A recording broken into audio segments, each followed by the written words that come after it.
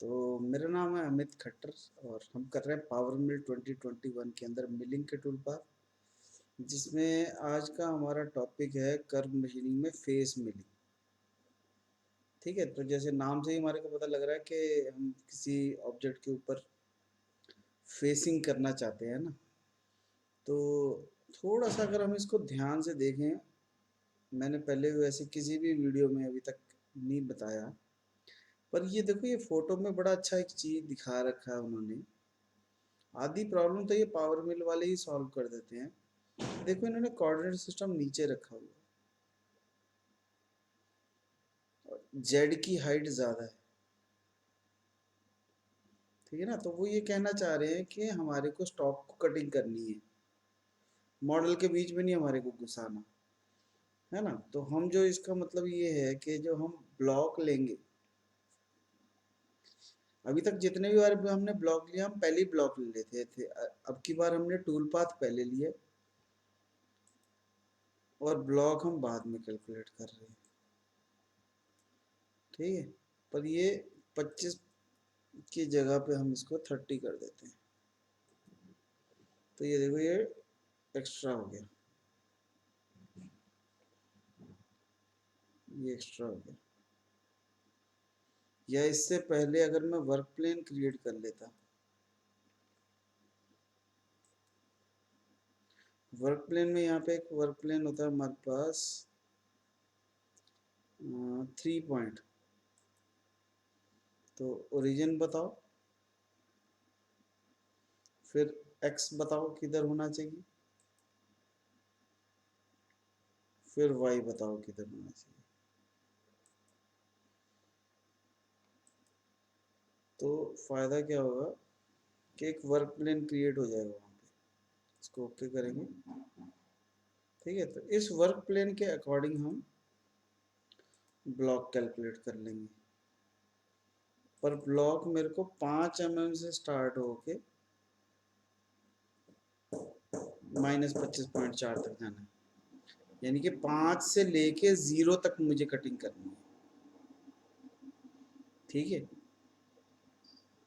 तो यानी कि जब प्रोग्राम जनरेट होगा तो हमारा जो आउटपुट है वो सारी वाली जेड की वैल्यू प्लस में होगी, माइनस में नहीं होगी।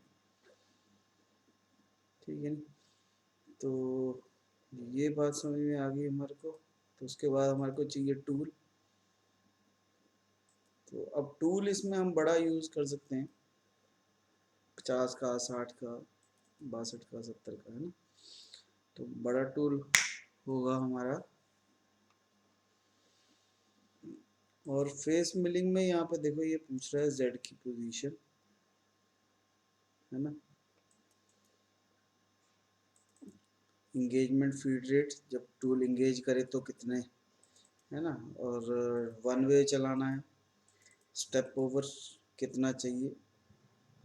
तो स्टेप ओवर हम इसको 40-45% रख दे सकते हैं। ठीक है, तो ये जो फेस मिलिंग है ये राष्ट्र में चल रही है अभी।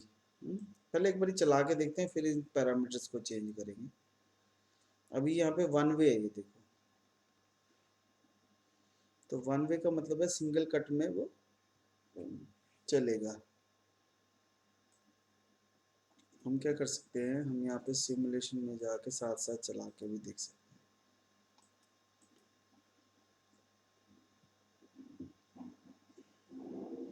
पावर बिल की ये खासियत है कि इसमें हम साइमल्टेनियसली काम कर सकते हैं, दो दो चीज़ें। मतलब ये विंडो खुली हुई है मेरी, तो इसके बीच में ही मैं काम कर सकता हूँ।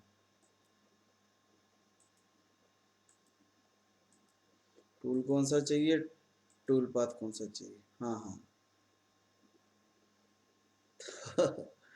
तो इसको प्ले कर देंगे। कभी कभी मुझे ये अच्छी चीज़ लगती है, कभी कभी मुझे बेकार भी लगती है, क्योंकि लोग मुझे सीरियसली लेते नहीं हुए। वो कहते हैं वीडियो देख ले। तो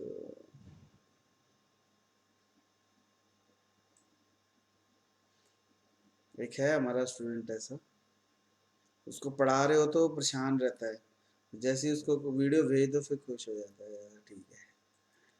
वो पहले ही कहने लगा है वीडियो डाल दो पहले।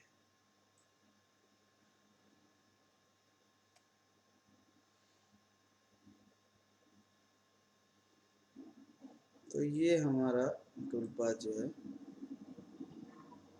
कटिंग हो जाएगी, है ना।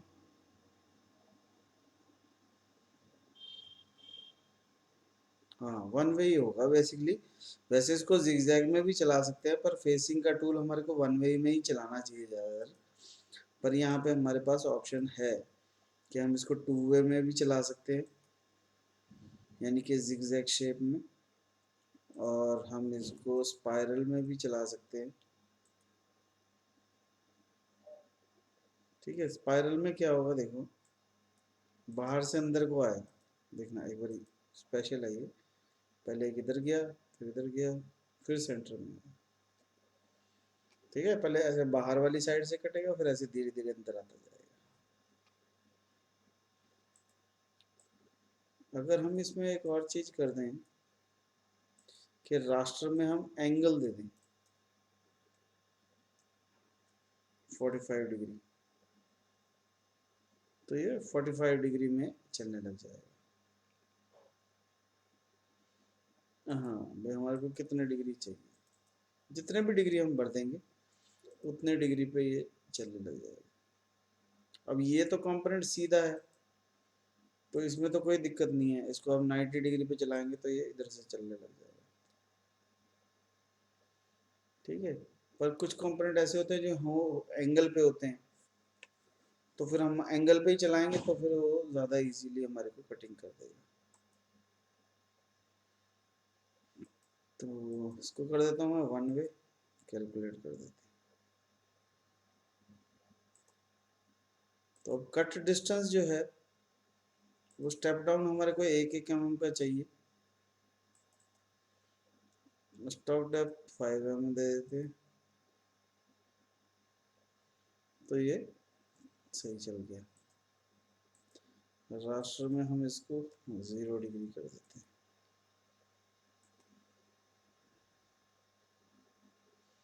मैंने एक वीडियो देखी, उसमें कहते हैं कि ना, आप जब भी कोई वीडियो बना रहे हो, अगर आप अच्छी वीडियो बनाना चाहते हो तो आप क्वेश्चन पूछो। ठीक है, तो क्वेश्चन पूछने का मेरा मन कर रहा है कि जितने भी लोग ये वीडियो देख रहे हैं उनमें से जो भी लोग मशीन चलाते हैं उनके लिए क्वेश्चन ये है कि कौन सा फेस मिलिंग का हम टूल यूज़ करते हैं। ठीक है ना, या ऐसे कह सकते हैं कि आप कौन सी कंपनी का, है ना, और कितना साइज है ना। बुलनोज अगर आप यूज़ करते हो तो कितने डाई का, उसमें कॉर्नर रेडियस क्या है, या जो भी डिटेल आप, एक्चुअली आंसर से पता लगेगा कि बढ़िया कितना बढ़िया जवाब है हर एक क्वेश्चन का। मैंने एक कॉलेज में पूछा X raise to power Y क्या होता है ना, तो जो 10th वाला बच्चा होगा वो अलग जवाब देगा, +2 वाला इसी बात का अलग जवाब देगा, ग्रेजुएशन बीटेक वाला अलग जवाब देगा, एमटेक वाला अलग जवाब देगा, और पीएचडी वाला अलग जवाब देगा। ठीक है, नहीं सच है ये। X raise to power Y का क्या आंसर है ना, तो सबका जवाब अलग अलग होगा। तो इसी तरीके से ये जो अभी हमने क्वेश्चन पूछा कि फेस मिलिंग के लिए आप कौन सा टूल यूज़ करते हो, इसका जवाब भी बहुत डिफरेंट डिफरेंट हो सकता है। ठीक है, तो इसीलिए मैं कह रहा हूँ कि अपने कमेंट बॉक्स में लिखना है कि आप कौन सा यूज़ करते हो, है ना। ठीक है, तो रास्टर फिनिशिंग में हमारे को समझ में आया कि हम एंगल दे सकते हैं। इसमें हम फ्लोर फिनिशिंग भी कर सकते हैं। भाई लास्ट कट मुझे मान लो 0.2 का मान, ठीक है, तो सारे कट लगेंगे और एक एंड में 0.2 ना ना ना 0.2 का एक कट एक्स्ट्रा लग जाएगा फिनिशिंग के लिए। हाँ, फिनिशिंग के लिए।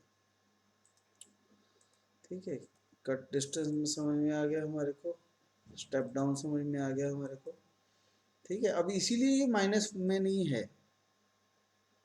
ठीक है, क्योंकि हमने पहले स्टार्टिंग में देखा कि वो हमारे को पहले ही वो कह रहा था, हाँ वो पहले ही कह रहा है कि जेड का स्टॉक हटाओ, कोऑर्डिनेट नीचे रखो।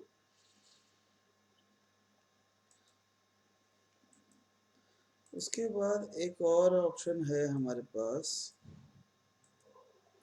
ऑटोमेटिक वेरिफिकेशन तो चलो हम इसको ऑन कर सकते हैं, गॉजेस चेक का ऑन कर सकते हैं कि हमारा टूल के साथ तो नहीं टच कर रहा मॉडल के साथ, है ना। तो ये यहाँ पे देखो टिक लग गया, दैट मीन्स हमारा कोई गॉजेस नहीं है, अदरवाइज यहाँ पे मैसेज आता।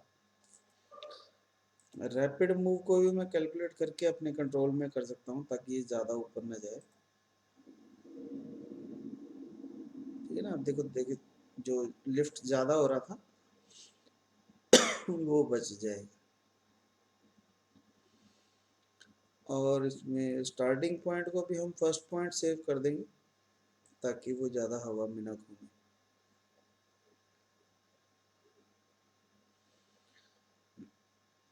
और इसमें हमारे को कुछ नहीं चाहिए फिलहाल। फीड स्पीड दे सकते हैं, स्पिंडल स्पीड दे सकते हैं, ठीक है। स्टार्टिंग पॉइंट हमने ठीक कर दिया है, फीड स्पीड में हम कितनी फीड देनी है, स्पिंडल स्पीड देनी है ना, वो भी दे सकते हैं। ठीक है। बहुत सारी, अगर अगर आप देखो ना, एक प्रोग्रामर है वो 20,000 पे ले रहा है, ठीक है, और एक प्रोग्रामर है जो 40,000 पे ले रहा है, ठीक है, और एक प्रोग्रामर ऐसा भी है जो $40 $50 घंटे के ले रहा है। ऐसे प्रोग्रामर भी हैं जो 120 $130 घंटे के ले रहे हैं। उनमें फ़र्क क्या है? उनमें फ़र्क यही है कि ये जो फीड स्पीड हम कैलकुलेट कर रहे हैं वो कितनी पैरामीटर्स को ध्यान में रख के कैलकुलेट कर रहे हैं। टूल का मटेरियल, कंपोनेंट का मटेरियल, ज़्यादातर यही दो फैक्टर लोग सोचते हैं। पर इसके अलावा और भी कई फैक्टर हैं, जैसे मशीन हमारी कैसी है, किस कंडीशन की है। अगर मेरी नई मशीन है तो अलग पैरामीटर है, अगर मेरी पुरानी मशीन है तो अलग पैरामीटर है। कितनी बार एक्सीडेंट हो चुका है, कौन सा ऑपरेटर है, आपका ऑपरेटर किस लेवल का है, उसके ऊपर भी है, ठीक है। ऑपरेटर की जॉब टाइमिंग क्या है, इसके हिसाब से भी फीड स्पीड।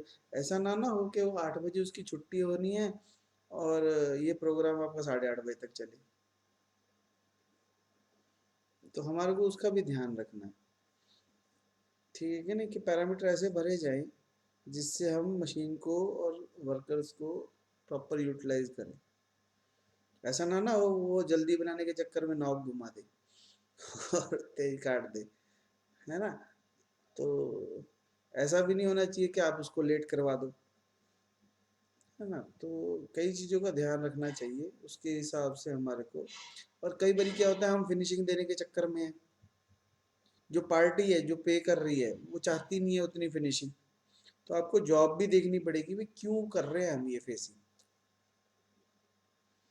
ठीक है ना। एक्चुअल में उसकी रिक्वायरमेंट क्या है, हम चमकाने में लगे हैं, शीशे की तरह बनाएंगे हैं, और उनको चाहिए ही नहीं है, उन्होंने फिर उल्टा करके रख देना है वहाँ पे धरती पे। तो है ना, तो किस कारण से हम कोई भी ऑपरेशन कर रहे हैं तो उसके हिसाब से फीड स्पीड पैरामीटर देने चाहिए हमारे को, ठीक है ना। अब कई लोग ये बड़ा इसको बुरा मानते हैं कि ये जो टूल लिफ्ट हो रहा है, अगर मैं इसके ऊपर राइट क्लिक करके इसके स्टैटिस्टिक्स दिखाऊं तो ये 24 बार लिफ्ट हो रहा है, ठीक है। तो बहुत लोग इस बात से परेशान होते हैं कि ये क्यों इतना लिफ्ट कर हो रहा है। हम इसको हटा सकते हैं, नो डाउट, इसको ख़त्म कर सकते हैं, हम सिंपल एक लिफ्ट कर सकते हैं, एक एंट्री और एक एग्जिट। पर फ़र्क क्या है? फ़र्क ये है, अभी देखो इसको अगर मैं जिगजैग कर दूं,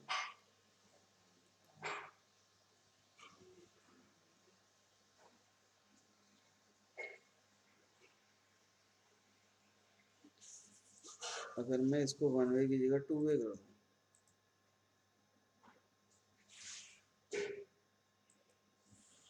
देखो कम हो गए ना।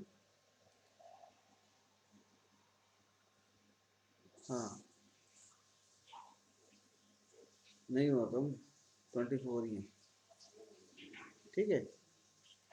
पर हमारे को लिंक, मैं समझाना ये चाह रहा हूँ कि अगर वो टूल हवा में चल भी रहा है तो हमारा क्या जा रहा है। अब टू वे करने से नुकसान क्या होगा कि टूल इधर से भी कटिंग करेगा, उधर से भी टूल कटिंग करेगा। अगर उसके फ्लूट उस तरीके के नहीं है जो दोनों साइड से कटिंग करने वाले हो तो टूल तो हमारा ख़राब हो जाएगा जल्दी, ठीक है नहीं, तो उस वजह से भी हम लिफ्ट हटाने के चक्कर में अपना टूल खराब कर लें, तो उसका क्या बेनिफिट है। एक पैरामीटर ये है। दूसरा पैरामीटर ये है कि ऐसा ना हो ना कि आपने 2 घंटे लिफ्ट ही हटाने में लगा दिए और आपकी मशीन खड़ी है, ठीक है ना, तो वो भी लॉजिक गलत हो जाएगा, क्योंकि इसने तो रैपिड में चलना है। तो अगर हम इसकी स्टैटिस्टिक्स देखते हैं तो रैपिड में कितनी देर चली, 32 सेकंड, ठीक है। तो रैपिड में 32 सेकंड के लिए गई है, और उसके लिए अगर हम 2 घंटे खराब कर लें अपने, ठीक है। मैं फिनिशिंग की बात नहीं कर रहा, फिनिशिंग में केस अलग है। मैं एक सिंपल, एक नॉर्मल, अगर मुझे काम कर रहा हूँ मैं, तो बहुत ज़्यादा लिफ्ट के चक्कर में नहीं पड़ना, थोड़ा बहुत चलने देना, कोई दिक्कत नहीं है, ठीक। तो यहाँ से हमने वेरीफाई टूल पाथ किया, स्प्लिट टूल पाथ को बंद कर देंगे और अप्लाई। तो कहता है कोलिजन नहीं मैं चेक कर सकता, क्योंकि जो आपने टूल दिया उसमें होल्डर वगैरह दिया नहीं, ठीक है। तो इसको हम ऑन करके यहाँ से रेनबो शेडिंग कर देंगे या शाइन कर देंगे, तो ये चमकने भी लग जाएगा।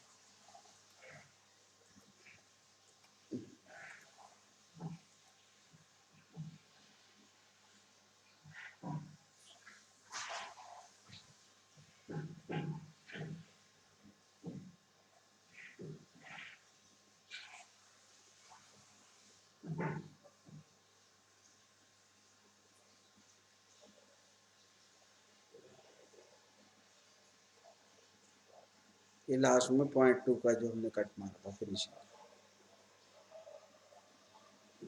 ठीक है। अगर कहीं कोलिजन चेक होता तो यहाँ पे ये देखो कोलिजन चेक ऑन है, अगर कहीं कोलिजन होता तो ये ऑटोमेटिकली वहीं पे रुक जाता, तो हम इसको एग्जिट करके बाहर आ सकते हैं,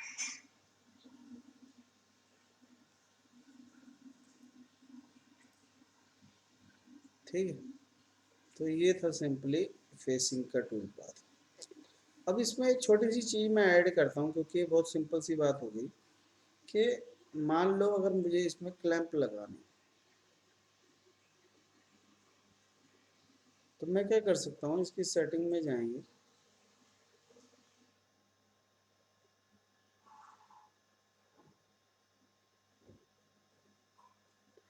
यहाँ पे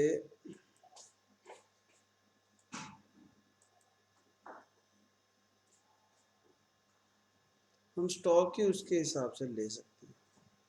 इसमें एक्चुअली मुझे लगा यहाँ पे लिमिट की ऑप्शन है, पर यहाँ पे लिमिट की ऑप्शन ही नहीं है। यहाँ पे टूल है, ब्लैंक है, लिमिट है ही नहीं। हाँ, तो वो चीज़ हम नहीं कर सकते, पर हम एक काम कर सकते हैं कि हम स्टॉक उसके हिसाब से दे सकते हैं, कि जो हमारा ब्लॉक है उसको अगर मैं कम ज़्यादा कर दूँ, इसकी सेटिंग में जाके भी हमारा जो ब्लॉक है वो बिल्कुल उसके बराबर है। अगर मैं ब्लॉक को जेड में ना चेंज करके बाकी क्या एक्सटेंड कर दूँ 15 mm, और फिर कैलकुलेट करूँ, तो ये हमारा टूल पाथ थोड़ा सा बाहर भी जाने लगेगा। अब मास्टर कैम है या सॉलिडवर्क्स है, इनमें क्या होता है, इसमें एक्सटेंशन की ऑप्शन होती है। मास्टर कैम से अगर हम पावर मिल को कंपैरिजन करें, तो ये चीज़ करने के लिए उनके पास यहाँ पे एक ऑप्शन होती है एक्सटेंशन की, तो वो क्या करता है, दोनों साइड बढ़ा देता है, थोड़ा सा ज़्यादा बाहर टूल आने लग जाता है, ताकि कॉर्नर्स में जो बर ना रह जाए। हाँ, नहीं बर भी रह जाती थोड़ा सा, है ना, जब फिनिश फेसिंग होती है तो कॉर्नर, हाँ। तो उस वजह से फिर हम, अब इसमें ऑप्शन है नहीं, तो हम क्या करेंगे, ब्लॉक को एक्सटेंड कर देंगे चारों साइड से। ब्लॉक को हमने 15 mm एक्सटेंड कर दिया, जेड की हाइट को फिक्स रखा, क्योंकि अगर जेड को भी हिलाऊंगा मैं तो वो कट भी ज़्यादा कम हो जाएंगे। तो मैंने जेड को कर दिया लॉक और बाकियों को कर दिया एक्सटेंड, और ओके कर दिया। ठीक है, तो ये हमारा टूल पाथ जो है एक्सटेंड हो गया इसके हिसाब से, इधर से भी बाहर से चला, इधर से भी बाहर से चला।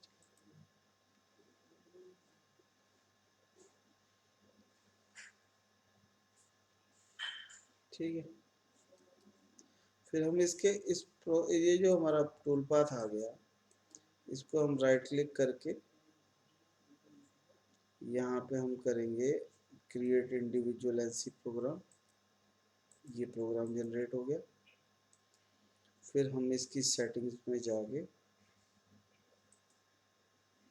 इसको बता देंगे कि हमारे को फानुक का प्रोग्राम चाहिए या सीमंस का चाहिए, जो भी पोस्ट प्रोसेसर चाहिए उसका प्रोग्राम बता देंगे। यहाँ पे टूल नंबर आ रहा है, यहाँ पे फाइल का नाम आ रहा है। ठीक है, और इसको कर देंगे राइट। तो ये डी के अंदर जो भी जहाँ पे हमारा ये मॉडल पड़ा था उसी जगह पे जाके ये सेव हो जाएगी। इसको कॉपी कर लो और फोल्डर में जाके यहाँ पेस्ट कर दो।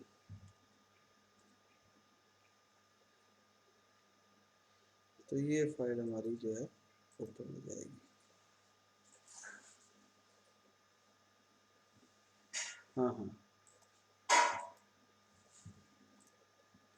कि ये जो फानुक आया है यहाँ पे, अगर आपका यहाँ पे फानुक खास नहीं लिखा हुआ आ रहा तो आपको यहाँ पे पाथ में जाना है, ब्राउज करना है। ब्राउज में जाना है आपको, सी के अंदर यूजर एडमिन पब्लिक डॉक्यूमेंट, एक सेकंड में, ऑटोडेस्क में ये देखो, ये पोस्ट प्रोसेसर यूटिलिटी है, इसमें जेनरिक में जाना है। तो बेसिकली ये पाथ है, user public document Autodesk manufacturing generic.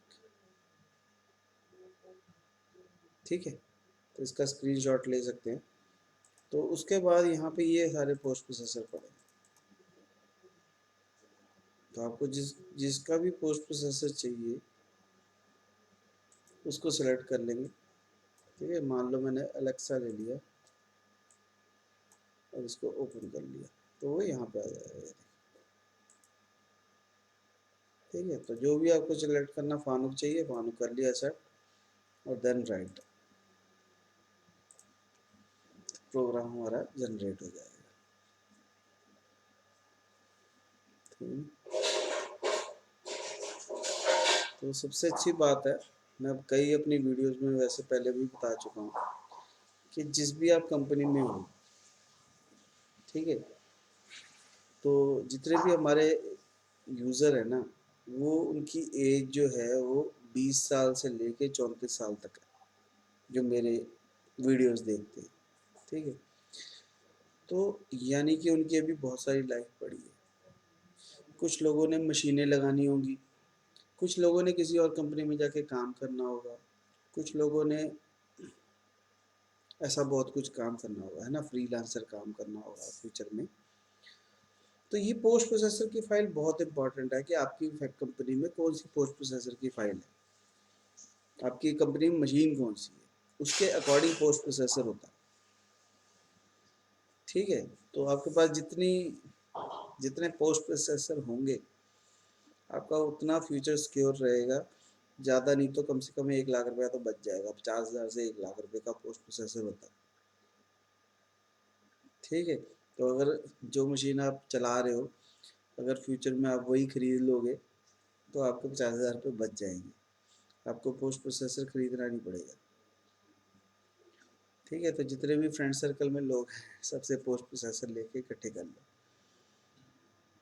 ठीक है नहीं, चाहे वो 3 एक्सिस का है, चाहे 4 एक्सिस का है, चाहे मास्टर कैम का है, चाहे NX का है, चाहे वर्केंसी का है, चाहे कैम वर्क्स का है, चाहे सॉलिड कैम का है, चाहे एज कैम का है ना। तो एक फोल्डर बनाओ, उसमें लिखो पोस्ट प्रोसेसर, मशीन का नाम और कौन सा पोस्ट प्रोसेसर है, किस मशीन के ऊपर, तो जिसकी मशीन पे भी चलता है। तो वो आपको किसी दिन बंद कर देगा। नहीं तो आप सेल भी कर सकते हो, आप 50,000 का मत बेचो, आप 5,000 का बेच दो। ठीक है क्या ना। तो चलो जो भी है, वैसे हमने रिकॉर्ड कर दिया ये। बिजनेस टेक्टिक्स अलग है ना, पावर बिल अलग है, पर ये हमारे पास पोस्ट प्रोसेसर होना इम्पोर्टेंट है। ठीक है, लोग मुझे कंपनी वाले कहेंगे भाई तुम क्या कर रहे हो यार, ये ऐसे क्यों कर रहे हो। चलो कोई बात नहीं, ठीक है। ये पोस्ट प्रोसेसर में प्रोग्राम हमारा जनरेट होता है, ठीक है। तो ये रिसेंट फाइल में ये दिखा रहा है हमारे।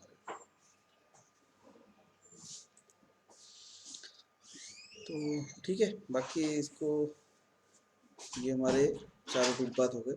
नेक्स्ट ट्यूटोरियल में करेंगे कि हम रफिंग का टूल पाथ कैसे क्रिएट कर सकते हैं।